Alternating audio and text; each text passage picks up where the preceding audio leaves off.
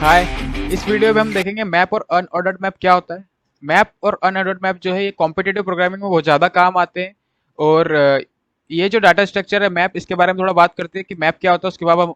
उसके बाद हम अनऑर्डर्ड मैप भी देखेंगे। ठीक है, तो जो मैप है, ठीक है, मैप क्या होता है कि ये एक ऐसा डाटा स्ट्रक्चर है जो की और एक वैल्यू स्टोर कराता है। ठीक है, एक की के करस्पॉन्डिंग एक वैल्यू स्टोर कराता है। यानी कि अगर किसी का रोल नंबर 1 है तो 1 के करस्पॉन्डिंग मैंने उसका नाम स्टोर करा लिया। यानी कि 1 रोल नंबर पे मान लो आदित्य किसी का नाम आ रहा है डबल ए वाला। ठीक है, की एक की होती है इसमें और एक वैल्यू होती है। तो जो की के करस्पॉन्डिंग वैल्यू स्टोर कराता है, यानी कि पेयर पूरा स्टोर कराता है, एक की रहती है और एक वैल्यू रहती है। और की और वैल्यू का दोनों का अलग अलग डाटा टाइप हो सकता है। डाटा टाइप यानी कि इंटीजर, फ्लोट, जो डबल, तो अलग अलग डाटा टाइप की और वैल्यू का हो सकता है। अभी मैंने जो एग्जांपल दिया जिसमें मैं स्टूडेंट्स के रोल नंबर वाइज उनके नाम स्टोर करा रहा हूँ, तो जैसे 1 रोल नंबर है तो 1 रोल नंबर के करस्पॉन्डिंग मैंने आदित्य का नाम स्टोर कर लिया। सेकंड रोल नंबर के करस्पॉन्डिंग मैंने अमन का नाम स्टोर करा लिया। तो ऐसे ही इसमें की होता है, ठीक है, और एक वैल्यू होती है। तो ये जो पूरा रहता है ना, ये एक पेयर में स्टोर कराता है मैप। अब इससे हम कुछ ऑपरेशंस परफॉर्म कर सकते हैं जिससे हमें हमारी कॉम्पिटिटिव प्रोग्रामिंग में जो प्रॉब्लम्स आती है, ठीक है, वो हम सॉल्व कर सकते हैं। और आगे जाके जो बड़ा डाटा स्ट्रक्चर हम यूज करेंगे तो उनमें जब टाइम कॉम्प्लेक्सिटी रिड्यूस करने की बारी आएगी, जब हमको डायरेक्ट हमारे पास सिर्फ की होगी और की से हमको डायरेक्ट वैल्यू एक्सेस करनी होगी, तो हम मैप का बहुत ज्यादा यूज करेंगे उसमें। ठीक है, अब हम देख लेते हैं कि मैप को डिक्लेयर कैसे करते हैं। मैं फिर से बता देता हूँ मैप क्या है। मैप एक की है, की वैल्यू, उसके की हम की डालेंगे तो की से हमको वैल्यू मिल जाएगी। जैसे हमने अरे पढ़ा तो अरे में क्या पढ़ा कि अरे और वेक्टर्स में क्या पढ़ा कि उसमें एक इंडेक्स होता था। अरे और वेक्टर्स में क्या होता था, जैसे मैंने एक वेक्टर डिक्लेयर करा, ठीक है, वेक्टर इंट वी, इसकी साइज सपोज मैंने अभी 5 दे रखी है। ठीक है, तो अगर अब मैं वी ऑफ 0 लिखूंगा, ठीक है, तो वी ऑफ 0 पे अगर मेरे को जो एलिमेंट मैंने डाल रखा है, सपोज मैंने 10 डाल रखा है, ठीक है, तो अगर मैं सी आउट कर दूंगा वी ऑफ 0, तो वी ऑफ 0 की वैल्यू मेरे को 10 मिल जाएगी। ठीक है, तो ये अंदर जो मैंने लिखा इसको अपन क्या बोलते थे, इंडेक्स बोलते थे। ये 0 से स्टार्ट होता था। तो सिमिलरली मैप को भी इसी हिसाब से समझो, जो जो पहला एलिमेंट होता है उसको इंडेक्स समझो। यानी कि इंडेक्सिंग इसमें अपने हिसाब से हो सकती है। इंटीजर में भी इंडेक्सिंग हो सकती है, एबीसीडी यानी कि स्ट्रिंग कैरेक्टर भी इंडेक्सिंग हो सकती है। तो वही है कि किस इंडेक्स पे क्या वैल्यू, यानी कि किस की पे क्या वैल्यू है। हम इंडेक्स 0 से स्टार्ट करते थे वेक्टर में, और मैप में हम इंडेक्स अपने हिसाब से रख सकते हैं। यानी कि स्ट्रिंग रख सकते हैं, कैरेक्टर रख सकते हैं, जो भी हम अलग अलग डाटा टाइप रख सकते हैं। ठीक है, तो थोड़ा एग्जांपल देख लेते हैं कि इसको डिक्लेयर कैसे करते हैं। अब मैप बनाना है तो सिंपली हम लिखेंगे वर्ड मैप। ठीक है, अब अंदर यहाँ पे सबसे पहले तो डाटा टाइप आएगा की का। सपोज मैं इंटीजर और कैरेक्टर का एक मैप बना रहा हूँ, ये मैप। इस तरह से हम मैप को डिक्लेयर कर सकते हैं। ये जो पहला डाटा टाइप मैंने लिखा इंटीजर, ये क्या है, ये की का डाटा टाइप है। मैप में की और वैल्यू रहती है, की किसी वैल्यू को करस्पॉन्डिंग रहती है, की से हम वैल्यू एक्सेस कर सकते हैं। तो अभी मैं की इंटीजर ले रहा हूँ और कैरेक्टर ले रहा हूँ। लेट सपोज मैं यहाँ पर की कैरेक्टर ही ले लेता हूँ, क्योंकि इंटीजर तो उसमें भी रहती है, वेक्टर में भी। तो थोड़ा डिफरेंस इसमें समझ आ जाएगा। ठीक है, इसके बहुत यूज है, कॉम्पिटेटिव प्रोग्रामिंग में सबसे ज्यादा यूज होता है मैप, है ना। अब मैंने कैरेक्टर की ले ली और इंटीजर वैल्यू ले ली। अब सपोज मैं को इसमें कोई वैल्यू इंसर्ट करानी, तो क्या क्या कर सकता हूँ मैं। ठीक है, इंसर्ट कराने के 2-3 तरीके हैं। पहला तरीका हो जाता है एम डॉट इंसर्ट। मैंने लिखा मैप, मैप में इंसर्ट करा दिया। क्या पेयर, पूरा पेयर स्टोर होता है, एक की और एक एलिमेंट, यानी की और वैल्यू का एक पेयर स्टोर होता है। तो मैंने यहाँ पे लिख दी की मेरी ए। ठीक है, ए बी सी डी से मैं इसकी की कर रहा हूँ सेट, और वैल्यू मैंने रख दी 10। ठीक है, अब मेरे को इससे एक और तरीका बता देता हूँ जिससे हम वैल्यू स्टोर करा सकते हैं। ठीक है, ये सिमिलर टू वेक्टर रहता है। वेक्टर में हम जैसे नोटेशन यूज करते हैं, जैसे मैं यहाँ पे मैं वी लिखता, ठीक है, यहाँ पे मैं इंडेक्स लिखता अंदर। लेकिन यहाँ पे अब क्या लिखना है, मैप के लिए एम लिख दिया, यानी कि मैप जिससे मैंने डिक्लेयर किया है। और अंदर की साइड में जो स्क्वायर ब्रैकेट्स है उसके अंदर मैं लिखूंगा की। उसके अंदर की लिखाएगी। की किस चीज की है, की कैरेक्टर की है। तो कैरेक्टर इसके अंदर आ जाएगा। कैरेक्टर क्या है, अब मेरे को सपोज मेरे को दूसरा कैरेक्टर इंसर्ट करना है बी। ठीक है, तो मैंने बी स्टोर करा दिया। अब इक्वल्स टू में यहाँ पर क्या आएगा, यहाँ पर वो वैल्यू आएगी जो इस की को पॉइंट करेगी, यानी कि बी को जो पॉइंट करेगी वो वैल्यू इक्वल्स टू में आएगी। मैंने लिख दिया 20। तो अब इस मैप में दो चीजें स्टोर हो चुकी है। ठीक है, एक पहली चीज तो क्या है, पहला पेयर स्टोर हो चुका है ए और 10।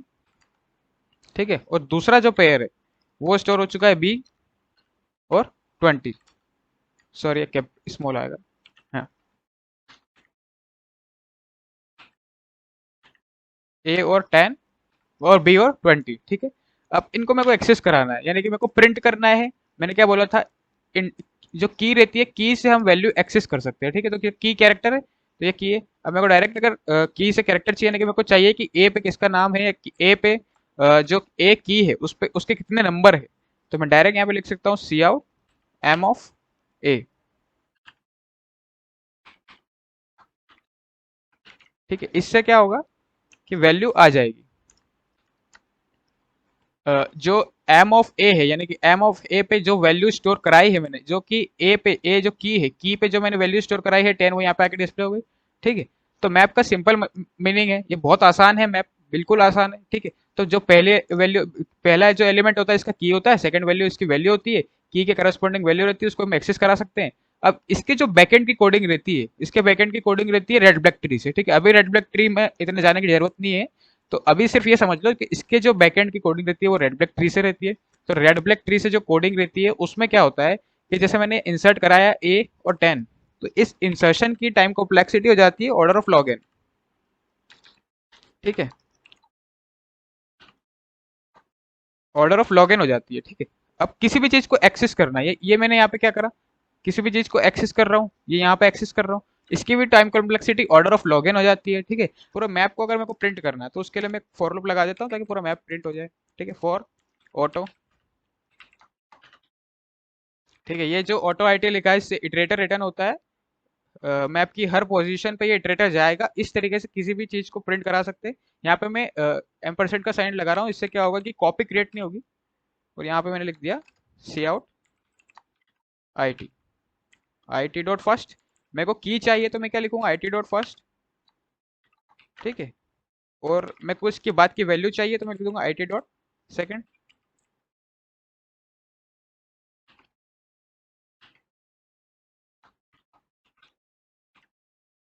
ठीक है, तो अभी मैंने क्या वैल्यू स्टोर करा रखी है इसमें, इसको मैं हटा देता हूँ।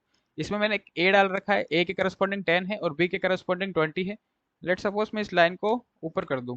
ठीक है, पहले मैंने बी डाला, उसके बाद में मैंने ए डाला। ठीक है, अब इससे मैं इस मैप को प्रिंट करा रहा हूँ, तो क्या आएगा, बी 20 और ए 10 आना चाहिए इसका। तो इसका आंसर देखिए क्या आता है, ए 10 और बी 20 आ रहा है। क्यों ऐसा, बी पहले मैंने इंसर्ट कराया है फिर ए कराया है। तो मैप का एक फीचर होता है कि जो इसकी की होती है वो सॉर्टेड ऑर्डर में होती है, यानी कि अगर मैं कैरेक्टर ले रहा हूँ तो वो लेक्सियोग्राफिकली सॉर्टेड रहेगी, और इंटीजर ले रहा हूँ तो वो इंटीजर में सॉर्टेड रहेगा, यानी कि मैं इंसर्शन कैसे भी करूँ ये सॉर्टेड ऑर्डर में आएगा। इसीलिए इसकी time complexity of log in हो जाती है इंसर्शन की भी, क्योंकि वो उसको जाकर ढूंढना पड़ता है कि कहाँ पे सॉर्टेड ऑर्डर में वो आएगा, और फिर वैल्यू असाइन होती है। ठीक है, वो रेड ब्लैक ट्री है, वो अभी हम छोड़ देते हैं। बस हम इतना समझ लें कि इसकी टाइम कॉम्प्लेक्सिटी ऑफ लॉगिन होती है। ये कोड हो गया मैप को प्रिंट कराने का। ठीक है, अब मैप में कुछ ऑपरेशंस होते हैं, उन ऑपरेशंस को देख लेते हैं। अब एक चीज और बता देता हूं मैं कि इंसर्शन की टाइम कॉम्प्लेक्सिटी ऑफ लॉगिन होती तो है, लेकिन जब होती है जब ये जो पहला जो की दे रखा है मैंने, ठीक है, ये की एक सिंपल डाटा टाइप हो, यानी कि इंटीजर, फ्लोट, इंट, है ना, इंटीजर, फ्लोट, डबल, कैरेक्टर। अगर यहाँ पे कॉम्प्लेक्स डाटा टाइप यूज करेंगे तो उसकी टाइम कॉम्प्लेक्सिटी ऑफ लॉगिन नहीं होगी। क्यों नहीं होगी, क्योंकि मैंने जैसे बोला सॉर्टेड ऑर्डर में जाके अरेंज होते हैं मैप में। तो मैंने अभी यहाँ पे लेट सपोज मैंने यहाँ पे स्ट्रिंग ले लिया। ठीक है, अब स्ट्रिंग ले लिया मैंने, पहला डाटा टाइप। तो स्ट्रिंग में क्या रहता है कि मैं जो की है उस की को मैं कुछ भी बड़ा सा कुछ भी दे सकता हूँ, यानी कि अभी मैंने एबीसी दे दिया। ठीक है, और यहाँ पे भी मैं ए बी डी सी कुछ दे सकता हूँ। इस स्ट्रिंग में क्या हो गया कि इस की साइज बढ़ गई। अब इसको जाके अरेंज करना ये थोड़ा सा ज्यादा बड़ा काम हो जाता है, तो इसमें ऑफ लॉगिन टाइम कॉम्प्लेक्सिटी नहीं लगती है। इसकी टाइम कॉम्प्लेक्सिटी इसमें हो जाती है इसकी जो साइज है। ठीक है, size of string multiplied by of log n, यानी कि of log n into size of string, ये हो जाती है। इसलिए ऑफ लॉगिन हमेशा बोलना भी सही नहीं है, इसकी टाइम कॉम्प्लेक्सिटी यहाँ पर बदल जाती है। अब हम इसमें दो तीन ऑपरेशंस देखेंगे, मैप में क्या क्या ऑपरेशंस परफॉर्म कर सकते हैं, है ना। तो मैं इसमें कुछ वैल्यूज और इंसर्ट करा देता हूँ। अभी पुराना वाला एग्जांपल ले लेते हैं अपन, जिसमें कैरेक्टर की ली थी, है ना, और इंटीजर हमने वैल्यूज ली थी। तो मैं डाल देता हूँ एम ऑफ सी में 30 डाल देता हूँ। ठीक है, तो मैंने ये तीन वैल्यूज, चार वैल्यूज इसमें स्टोर करा दी है। ठीक है, ए के करस्पॉन्डिंग 10 है, बी के करस्पॉन्डिंग 20 है, और सी के करस्पॉन्डिंग 30 है। ठीक है, और डी के करस्पॉन्डिंग 40 है। अब इसमें मैप में एक और प्रॉपर्टी होती है कि यहाँ पे यूनिक एलिमेंट्स ही आते हैं, यानी कि अगर मैंने एम ऑफ ए में वापस से 100 स्टोर करा दिया, तो मैंने क्या बोला, यहाँ पे यूनिक कीज ही आती है। एम ऑफ ए के करस्पॉन्डिंग अगर अब मैं 100 स्टोर करा रहा हूँ तो मेरे पास 100 ही आएगा, मैं इसका आउटपुट निकाल लेता हूँ। ठीक है, तो यहाँ पे 100 आ रहा है ए। ठीक है, तो यहाँ पे यूनिक कीज रहती है, एक ये चीज, एक ये प्रॉपर्टी हमने देख ली। अब इसमें एक फाइंड फंक्शन होता है। फाइंड फंक्शन किस लिए होता है, नाम है उसका फाइंड है, यानी कि पता करना है कोई इसमें एलिमेंट है या नहीं है, कोई की इसमें है या नहीं है। तो मैं क्या यूज करूंगा, ऑटो। ऑटो बेसिकली एक इटरेटर रिटर्न करता है उस पोजीशन का, जैसे कि मैंने auto I T equals to लिख दिया मैप एम डॉट फाइंड। मैंने इसमें फाइंड कर लिया, सपोज सी फाइंड कर रहा हूँ, तो इसमें सी मेरे को मिल जाएगा, है ना, सी तो इसमें है। तो इसके लिए मेरे को क्या, अगर मेरे को आउटपुट देना है कि इसमें है या नहीं है, तो मैं क्या लिखूंगा, if I T not equals to map dot end. अगर एलिमेंट नहीं मिलता है तो वो डायरेक्टली मैप के लास्ट एलिमेंट की पे इटरेटर रिटर्न करता है, यानी कि नॉट इक्वल्स टू एंड है, तो मेरे को ये पता लग जाएगा कि वो जो एलिमेंट है वो प्रेजेंट है मैप में। ठीक है, एल्स में मैं लिख दूंगा नो।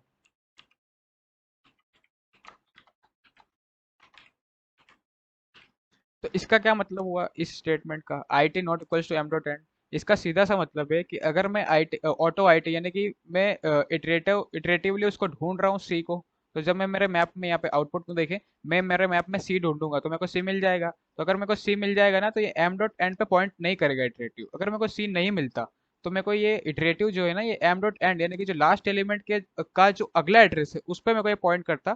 तो उससे मेरे को मालूम पड़ जाता कि इसमें एलिमेंट नहीं है। अभी मैं इसको रन कर लेता हूँ, तो यस आ रहा है। ठीक है, कि ये एलिमेंट है। लेकिन अगर मैंने यहाँ पे सी की जगह एफ कर दिया और मैंने इसको अब रन कर लिया, तो यहाँ पे नो आ जाएगा। ठीक है, तो मैप में ये फाइंड फंक्शन यूज कर सकते हैं। एक मैप में इरेज फंक्शन भी होता है, वो भी हम देख लेते हैं। इरेज क्या होता है, कोई भी की करस्पॉन्डिंग कोई वैल्यू इंसर्ट करा रखी है, यानी कि मैंने ए के करस्पॉन्डिंग 10 स्टोर करा रखा है, तो मेरे को अगर पूरा का पूरा इरेज करना है ये मैप से मेरे, तो मैं डायरेक्टली यूज कर सकता हूँ एम डॉट इरेज, और की यहाँ पे अंदर में लिख दूंगा। तो ए के करस्पॉन्डिंग जो वैल्यू है मेरी 10 वो चली जाएगी, बी सी डी इसमें आउटपुट आ जाएगा। ठीक है, ये बहुत ज़्यादा क्लियर है। ठीक है, बी और सी और डी और आ गया, मैंने ए को इरेज कर रखा है।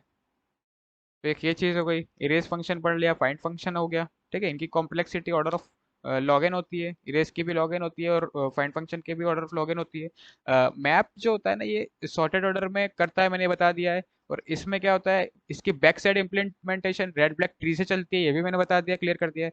ठीक है, अब हम देख लेते हैं कि मैप के बाद में जो अनऑर्डर्ड मैप आता है उसका कहाँ यूज होता है, इस मैप का कहाँ यूज आता है। ठीक है, एग्जाम्पल ले लूँ अगर मैं, मैप का कहाँ यूज होता है। तो मैप का सिंपली ये जो मैंने अभी जिस क्वेश्चंस को हम सॉल्व कर रहे थे, ए के करस्पॉन्डिंग 10, बी के करस्पॉन्डिंग सी के करस्पॉन्डिंग है, तो नॉर्मली किसी भी की को अगर मेरे को पता है कि डी के करस्पॉन्डिंग कुछ है या नहीं, तो मैं डायरेक्टली यूज कर सकता हूँ। यानी कि मेरे को ए से लेकर जेड तक पूरी एबीसीडी दे रखी है, और मेरे को बोलना है कि सी के करस्पॉन्डिंग क्या है, उसकी करस्पॉन्डिंग किसका नेम है, यानी कि रोल नंबर और वो दे रखे है, तो मेरे को बताना है कि इसके करस्पॉन्डिंग किसका नाम है, तो मैं डायरेक्टली इससे बता सकता हूँ। ठीक है, और फ्रीक्वेंसी इससे कैलकुलेट कर सकते हैं। फ्रीक्वेंसी कैसे कैलकुलेट कर सकते हैं, सपोज मेरे को कोई स्ट्रिंग दे रखी है ए बी सी डी, और मेरे को बोला ए की फ्रीक्वेंसी क्या है। ठीक है, तो मैं क्या करूंगा, सपोज मेरे पास स्ट्रिंग दे रखी है S equals to A B C D, है ना। तो मेरे को मेनली ज्यादातर ये फ्रीक्वेंसी कैलकुलेट करने में भी काम आता है कॉम्पिटिटिव प्रोग्रामिंग, है ना। अब ये दे रखा है मेरे को, अब मेरे को बताना है इसमें ए की फ्रीक्वेंसी क्या है, बी की फ्रीक्वेंसी, सी की और डी की फ्रीक्वेंसी क्या है। ठीक है, तो मैंने मैप बना लिया कैरेक्टर और इन टाइप का। अब मैं क्या करूंगा, डायरेक्टली इसको पहले स्ट्रिंग को ट्रेवर्स कर लूंगा, इंट आई इक्वल्स टू 0 से लेके आई लेस देन स्ट्रिंग क्या है हमारी, एस डॉट साइज आई प्लस प्लस। अब मैंने क्या किया, कैरेक्टर और इन टाइप का बना लिया। अब हर कैरेक्टर के करस्पॉन्डिंग इंटीजर पहले 0 रहता है, और अगर मैं कोई इंटीजर को अपडेट करूंगा तो उसको अपडेट भी कर सकता हूँ। तो मैंने मैप लिया, मैप में जो स्ट्रिंग के कैरेक्टर आते जाएंगे, यानी कि एस ऑफ आई क्या है, एस ऑफ आई मेरा कैरेक्टर है। ठीक है, समझ आ रहा है ना, यहाँ पे कैरेक्टर है, कैरेक्टर क्या है, की है। ठीक है, तो इस की के करस्पॉन्डिंग मैं प्लस प्लस का ऑपरेटर का यूज कर लूंगा। तो अगर ए के करस्पॉन्डिंग पहले 0 होगा तो इससे 1 बन जाएगा, फिर वापस ए पे आएगा तो फिर वो 2 बन जाएगा। बी के करस्पॉन्डिंग 0 बन जाएगा, सी के करस्पॉन्डिंग में 3 बार कर देता हूँ तो सी के करस्पॉन्डिंग थ्री टाइम्स हो जाएगा। ऑर्डर मेंटेन नहीं करता यहाँ पे, मैं अगर डी लिख दूँ फिर सी लिख दूँ तो उससे भी आंसर करेक्ट ही आएगा। ठीक है, इसको मैं रन करके देख लेता हूँ। A2 है, B1 है, C3 और D2 है। देखिए ए कितने हैं, 2 बता रखे हैं इसमें, एक और दो है ना, बी कितना है, 1 है, C3 है। तो ऐसे हम इसको मैप को यूज कर सकते हैं, इसकी किसी भी चीज की फ्रीक्वेंसी इसमें हम फाइंड कर सकते हैं। ठीक है, तो ये तो मैप हो गया। अब हम देख लेते हैं कि अनऑर्डर्ड मैप क्या होता है। अनऑर्डर्ड मैप में कुछ ही डिफरेंस है, दो या तीन डिफरेंस आ जाते हैं। डिफरेंस मेनली क्या आ जाता है कि यहाँ पे अनऑर्डर्ड लिखा जाता है। ठीक है,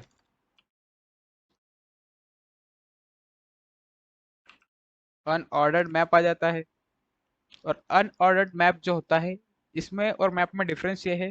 पहला डिफरेंस ये है कि ये सॉर्टेड ऑर्डर में नहीं करता है अरेंज। जो मैप मेरा ए बी सी डी में किसी भी सीक्वेंस में इनपुट डालूं तो सॉर्टेड ऑर्डर में करता था, लेकिन अनऑर्डर्ड मैप सॉर्टेड ऑर्डर में नहीं करता है। ठीक है, इसीलिए इसकी टाइम कॉम्प्लेक्सिटी भी कम हो जाती है, इंसर्शन की, डिलीशन की और इरेज करने की, फाइंड करने की टाइम कॉम्प्लेक्सिटी अनऑर्डर्ड मैप में बिग ऑफ 1 होती है। ठीक है, 1 होती है। इसकी जो बैक साइड इम्प्लीमेंटेशन है, इसकी बैक साइड की जो कोडिंग है वो हैश टेबल से होती है। ठीक है, हैशिंग होती है। हैशिंग अभी पढ़ने की जरूरत नहीं, इतना ज्यादा डीप में घुसने की जरूरत नहीं, सिर्फ हम ये समझ ले कि हैशिंग होती है अनऑर्डर्ड मैप के पीछे की, और मैप के पीछे की रेड ब्लैक ट्री से इम्प्लीमेंटेशन होती है। ठीक है, तो इसमें दो तीन डिफरेंस मैंने बता ही दिए। पहला डिफरेंस क्या है, इसकी टाइम कॉम्प्लेक्सिटी कम हो जाती है। दूसरा हो जाता है ये इसमें हैशिंग यूज होती है। तीसरा इसमें हाँ, अनऑर्डर्ड मैप में क्या, order of one time complexity मैंने बता दिया। इसमें हैशिंग यूज होती है, और इसमें अनसॉर्टेड रहता है, जिस ऑर्डर में हम डालते हैं उसी ऑर्डर में हमको प्रिंट करके देता है। तो ये तीन चीजें हो जाती है अनऑर्डर्ड मैप में। ठीक है, तो ये मैप और अनऑर्डर्ड मैप दोनों हो गया। सारी चीजें सेम है, अनऑर्डर्ड मैप में भी एक्सेस ऐसे ही करते हैं, सब चीजें सेम रहेगी इसमें। इसको भी हम रन कर लेते हैं, ये भी रन हो जाएगा। ठीक है, तो इसमें D C A B आ रहा है, क्योंकि पहले ए एक्सेस हुआ, फिर ए एक्सेस हुआ, फिर बी एक्सेस हुआ। ठीक है, फिर सी, फिर D C D C। तो ये कोई भी ऑर्डर में आ सकता है, यानी कि ये सॉर्टेड ऑर्डर में नहीं आएगा। तो अनऑर्डर्ड मैप और मैप मैंने दोनों बता दिया है इस वीडियो में। ठीक है, अगली वीडियो हम देखेंगे सेट के बारे में। सेट भी ऑर्डर्ड सेट और अनऑर्डर्ड सेट दोनों होते हैं, तो अगली वीडियो में हम सेट देख लेंगे। ठीक है, ऐसे धीरे धीरे करके सारे एसटीएल फंक्शन हम एक बार सीख लें तो उसके बाद की जो कॉम्पिटिटिव प्रोग्रामिंग में बहुत हेल्प हो जाती है। अगर किसी की भी ये थिंकिंग बनती हो कि एसटीएल पहले नहीं पढ़ना चाहिए, नहीं तो कॉम्पिटिटिव प्रोग्रामिंग में मेरे को डायरेक्टली चीज़ें आ जाएगी, तो ऐसा कुछ नहीं है। एसटीएल पढ़ लेना चाहिए। आगे डाटा स्ट्रक्चर्स एंड एल्गोरिदम में जो आगे के बड़े बड़े बिग डाटा स्ट्रक्चर्स है, कॉम्प्लेक्स डाटा स्ट्रक्चर है, उनमें भी मैप का यूज़ होता है। लिंक लिस्ट में मैप का यूज़ हो जाता है कोई अच्छे अच्छे क्वेश्चंस में। ठीक है, तो हर चीज़ को पहले हम समझे कि ये सिंपल है, बहुत सिंपल है। ठीक है, उसके बाद उसको करें तो वो हो जाती है। किसी भी चीज़ को टफ नहीं समझना। जब इसमें क्या टफ है, एक की होती है, एक वैल्यू होती है, मैंने जैसे बताया। तो डायरेक्ट मैप होता है, मैप में टाइम कॉम्प्लेक्सिटी ले वो लॉगिन हो जाती है, और अनऑर्डर्ड में कम हो जाती है, ऑफ 1 हो जाती है। ठीक है, तो ऐसे मैप और अनऑर्डर्ड मैप यहाँ पे खत्म हो जाता है। ठीक है, फिर मिलते हैं नेक्स्ट वीडियो में। बाय।